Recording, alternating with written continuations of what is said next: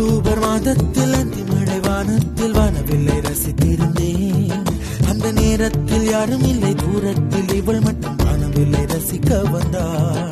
அன்று கண்கள்